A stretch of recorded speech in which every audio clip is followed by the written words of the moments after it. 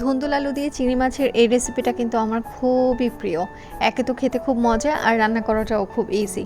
এই তো একটু কড়াইয়ে তেল দিয়ে তাতে একটু পেঁয়াজ কুচি, রসুন কুচি আর কাঁচামরিচ ফাড়া দিয়ে একটু নেড়ে নিতে হবে। আর তাতে একটু দিয়ে দিচ্ছি আস্ত জিরা, আর একটু ভেজে এটার মধ্যে দিয়ে দিচ্ছি হলুদ লবণ মাখানো চিংড়ি মাছ, একটু নেড়ে চেড়ে দিয়ে দিচ্ছি কেটে রাখা আলুটা আমি চিংড়ি মাছের সাথেই ভালো করে ভেজে নিচ্ছি যাতে তরকারিতে খুব তাড়াতাড়ি গলে যায়।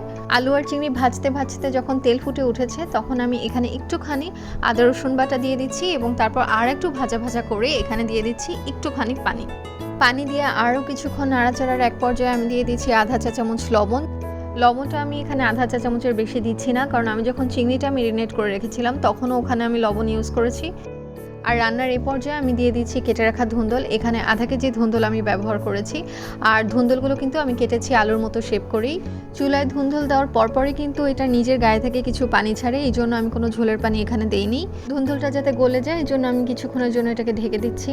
আর 10-12 মিনিট ওয়েট করার পর ঢাকনা তুলে দেখি আমার রান্না শেষ। খুবই সিম্পল কিন্তু খুবই মজা।